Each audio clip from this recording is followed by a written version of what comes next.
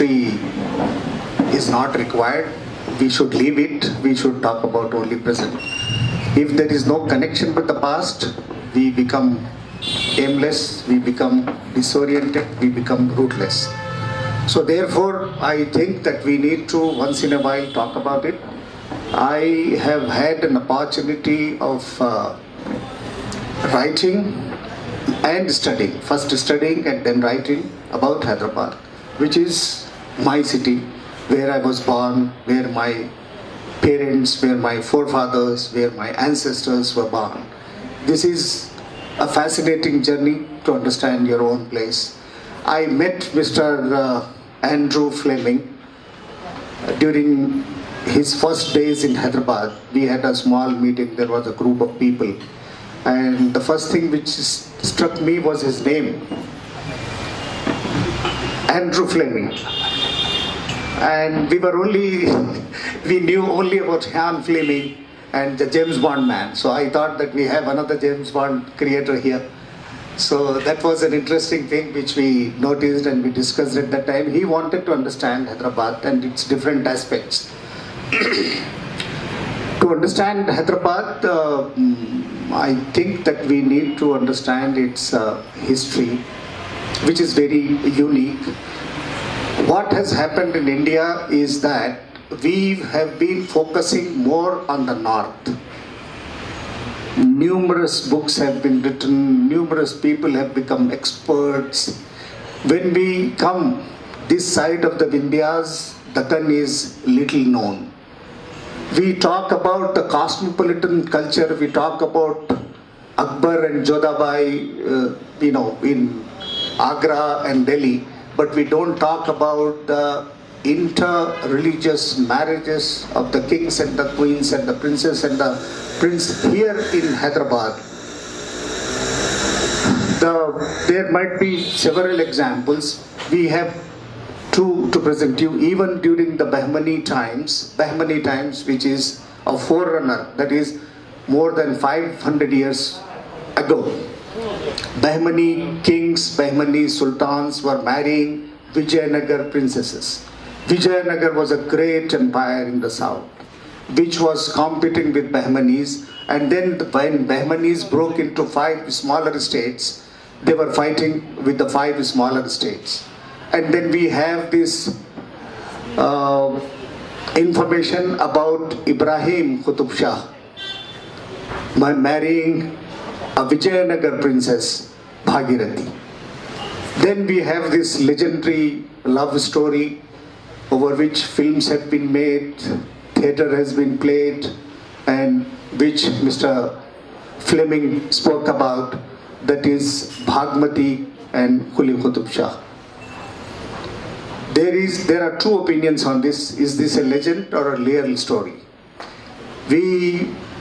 I have had the opportunity of meeting representatives of both the schools, and I thought that, for instance, Harun Khan Sherwani, the great historian of the Deccan, he says that it's a figment of imagination. Bhagmati was not there, and there is no love story of Bhagmati. And then you have Narendra Luther Sahab, who says that no, Bhagmati was there, and there is a mention of Bhagnagar or Bhagmati, which was Bhagyanagar, which was named after her or where she lived, somewhere near Charminar. The place was known as Chechlam. She lived there, and they talk about even a place which is there where her tomb is there, which has been occupied by a Pahalwan of Hyderabad. A notorious Pahalwan has taken over that place. I am of the view that we do not have proper documentary evidence on this subject. We might have scattered information, and there are points of view. But for my living, we as people live on legends. If there are no legends, there are no people. If there are no legends, there are no nations. So we live on legends, and I would love to have this legend as a story to tell my people, my folk, that yes, there was this love story where a prince was swimming across, a river in Spain and wanting to meet her love, who was older to her in age, but he was, as we say, kamar tak, gardan tak pyar mein tha wo. So he was trying to meet her, and there was this place. Yes, there is a story. And recently there is one Kamaluddin Sahab, who's a senior writer, who's a journalist. He has written in favor of Bhagmati. So my understanding is that let's have Bhagmati and Qutb Shah's story as part of our cultural life. Bhagmati's name was used for setting up Hyderabad. The story goes like that, and it was called Bhagnagar or Bhagyanagar. And then when she took the name and the title of Hyder Mahal, it was renamed, the city was renamed as Hyderabad. Again, there is no documentary evidence available on this anecdote or this part of the history, but we have it. Now, what happened was this: when the Bhagmati kingdom broke down into 5 smaller states, not smaller, they were all very, very big states, and they had their own this thing. Adil Shahs of Bijapur and Qutb Shahs of Golconda, they became the symbols of the kind of integration with the local people, with the native population, that we do not find in the north. The kings, Qutb Shahs as well as the Adil Shahs, they adopted the local culture, not in their lives, but also in the way they lived and demonstrated everything. Therefore, the monuments which we have, they depict the Saracenic style, the Hindu style.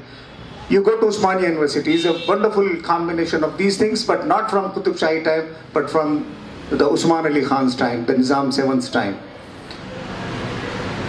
You have multiple examples. For instance, you go to Qutb Shahi temples, you find that there, the whole structure of the tomb is rested on something which looks like an elephant, which is again from Hindu mythology.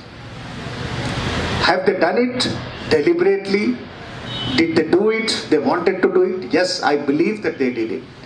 Ibrahim Qutb Shah, when he was in exile, when he was taking, where he took his refuge?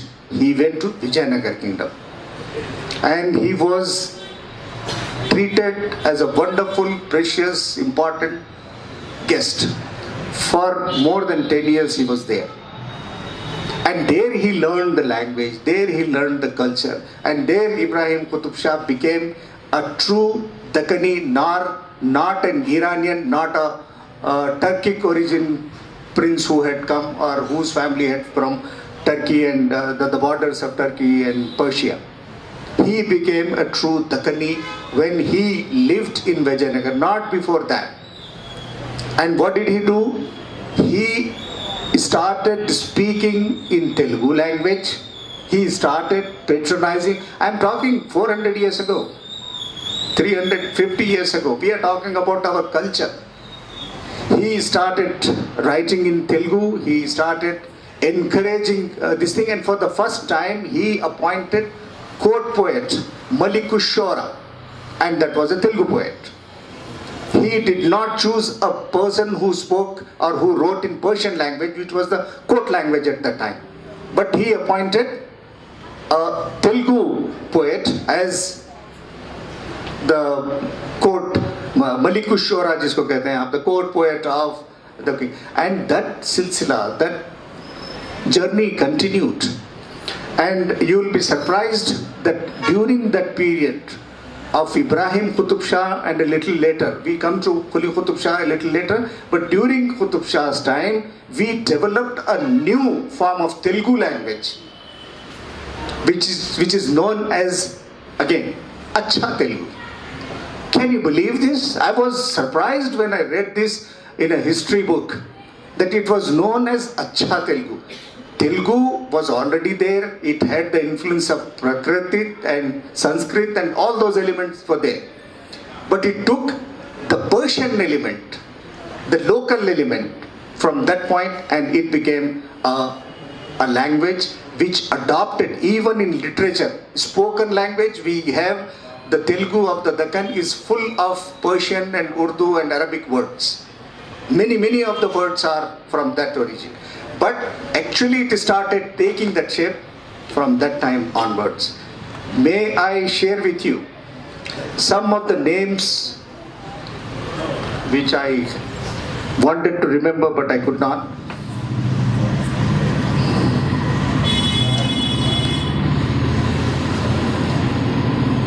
Acha Telugu was known as pure Telugu. Alright? And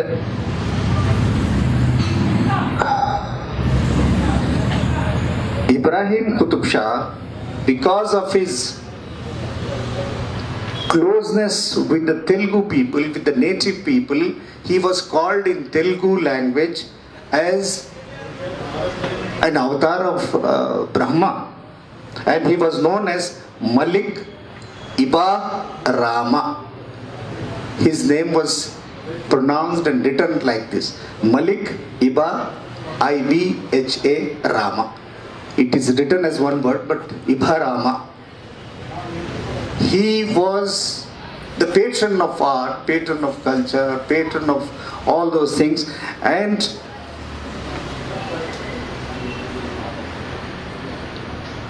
the first poet which we come to know of that period is Adanka Gangadhara Kavi.